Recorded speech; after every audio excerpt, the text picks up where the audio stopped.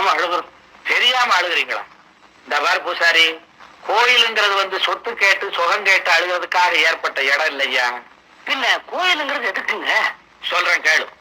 இந்த கெட்டு போன உலகத்துல ஊருக்கு ஊர் ஒரு கோயிலை கட்டி அங்கங்க 40 சதுர அடியை கெடாம வச்சிருந்து இந்த கெட்டு போன கும்பல் எல்லாம் அங்க வந்து நின்று நாம ஏன் கெட்டோம், அடுத்தவனை ஏன் கெடுத்தோம், இனிமே கெடாம இருக்கிறதுக்கு என்ன வழின்னு சிந்திக்கிறது தாயா விட்டு வச்சாங்க.